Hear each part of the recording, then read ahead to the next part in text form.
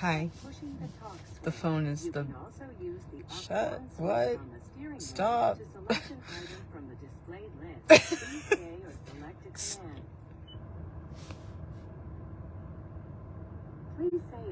Oh my God, shut up. Sorry, this is like my brother's wife, so my sister-in-law's car. I turned you on and all of a sudden it started talking and I was like, what is going on? Anyway, I am here. I'm picking up my brother and sister-in-law. They went into Boston to go to a game, and I got to hang out with my niece and my nephew. It was really fun. I had a great night with them. Like, they're growing up, you know what I mean? Which is like, oh. But also, you know, like, she's 13, he's 11, so we can actually have conversations now. And not that we couldn't before, but at least they're more comfortable. Anyway, the point is, my brother and sister-in-law live in a place. I used to live kind of next door to them, not kind of next door to them for a number of years. And then, you know, I was working here, and I met Abraham at work, and then, you know, so we were together for like a year before, right? Was it maybe 7 or 8 months before we moved in. So like there's a lot of places around here, like this little center that he and I hung out with. Like, there's just lots of memories, basically. And it's an experience to not tense up. It's like a new experience, right? Like, I'm not tensing up. I'm not trying to figure out how to fix it, because there's no fixing it. He's married. He's married. And it doesn't matter if he wanted to marry someone else or not. He's married to someone else. You know, of course, it makes me feel better to say each and every time, like, well, he didn't want to. It does make me feel better. But the end is still the end, not end. The end is still he's married to someone else.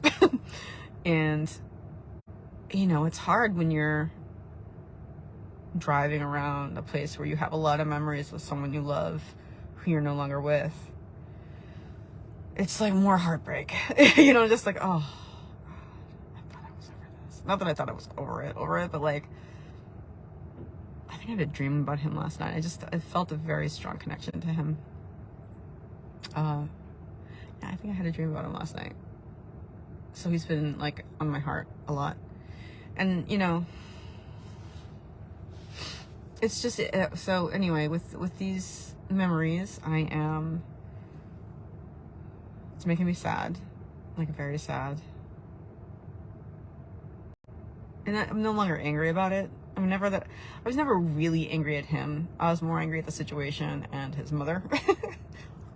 Because I understood. And I understand. But it still hurts. And I still am dealing with that hurt. And it's relaxing, releasing, and just allowing yourself to feel it. And it is uncomfortable. I do not like it. I don't like it. I don't like this feeling. I don't like it.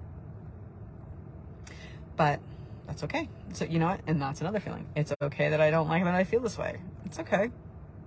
All of these feelings are okay. I'm just gonna relax, release, and kind of focus on something else. But I do really miss him. Like, really.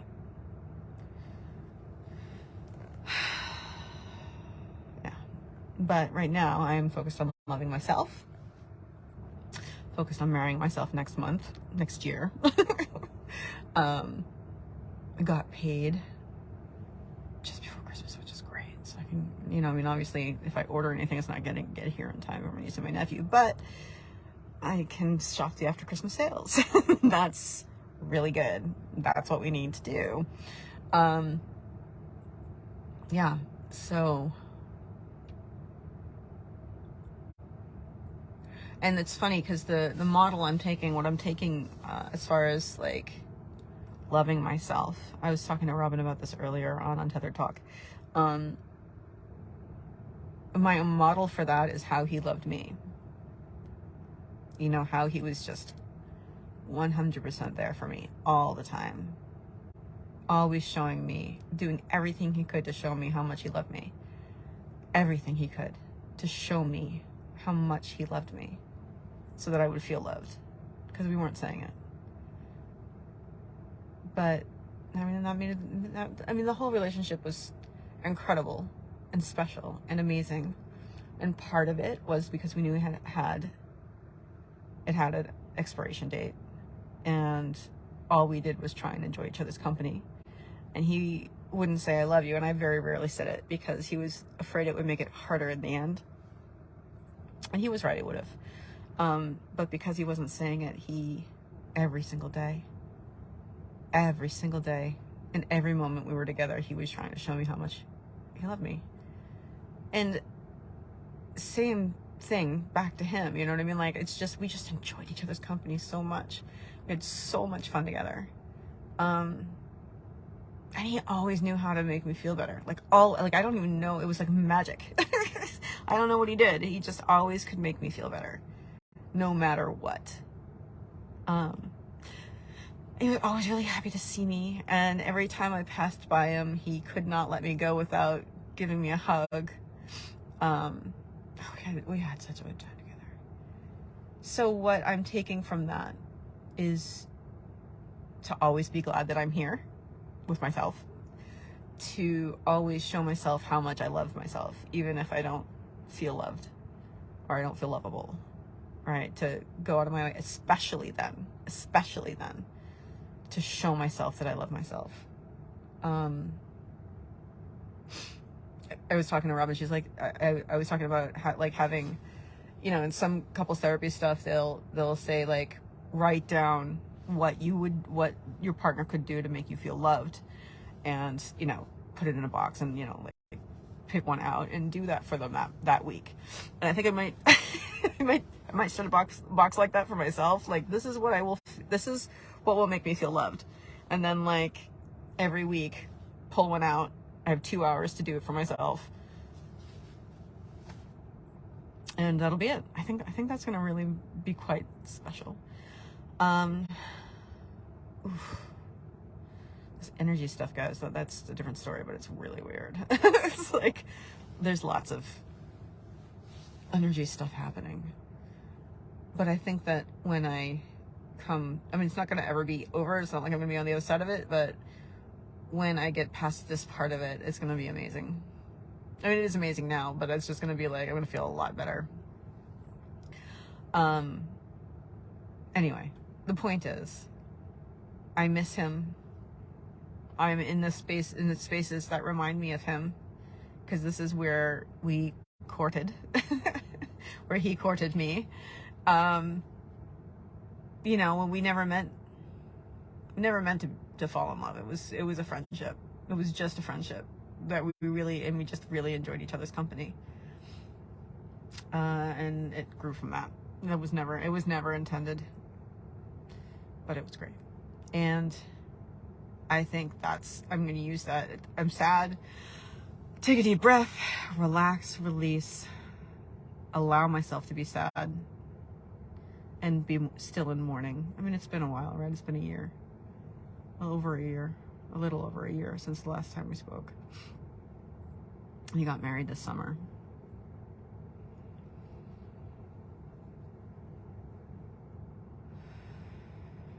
To the girl he broke up with so he could be with me. But, you know, it's meant to be this way. It really is meant to be this way. And I wish him all the happiness. Anyway, the goodness that I'm going to take from that is, number one, feeling so loved, and now knowing how to show love, or show myself love, because he showed me how to show me love. If that makes any sense.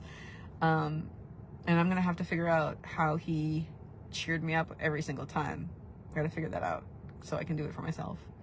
But that's the whole purpose of our relationship, right? Like it had to end, or I couldn't do this stuff for myself. I would never learn, because he would be doing it for me for the rest of our lives. And I would never learn to love myself. I would depend on him for that.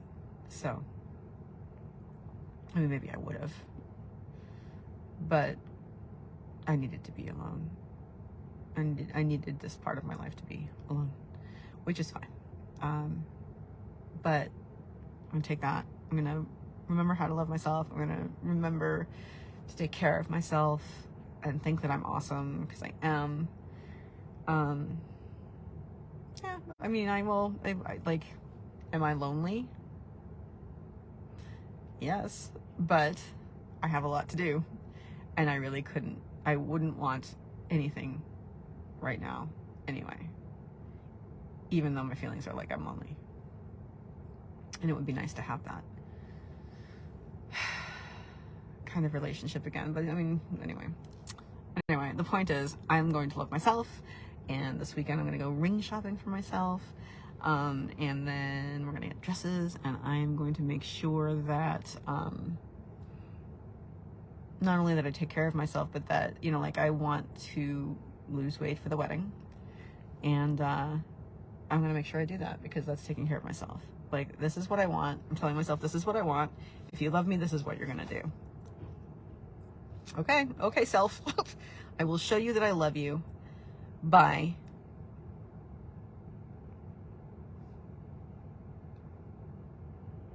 it's not like making you only, like, it's not forcing. That's not that. It's like by feeding you good foods and making sure you get exercise.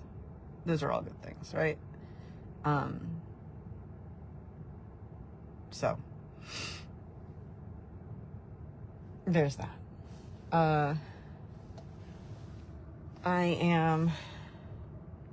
That's really about it. I'm grateful for that relationship. I'm grateful for the fact I got to see my niece and my nephew this we got to spend we played a bunch of board games together, and my nephew got me a fish tank for Christmas, and I'm gonna love it. I know it's huge. It's way too big. I'm gonna talk to my brother about that when he gets in the car and just be like, I'm so excited, and I'm so excited that he's so excited, but that's too big it's too big. It's 10 gallons. Like, I was thinking 3 to 5. I was thinking a lot smaller. And I should have said something when he said he wanted to buy me a fish tank. But they saw my place. But my brother has like 5 fish tanks. Like, there are fish tank people. You know, like my brother has like 5 in his office, and my nephew wants like 3 in his bedroom. He's like, I'm gonna get rid of my dresser here. I'm gonna put my clothes in my closet. I'm gonna get a big, huge stand. I'm gonna put 2 tanks up here and 1 tank down here. I was like, all right. Like, these are fish tank people. I was like 3 to 5 gallons self-cleaning was kind of what I was thinking. Anyway, I gotta go. I love my nephew and I'm very grateful for it. Goodbye.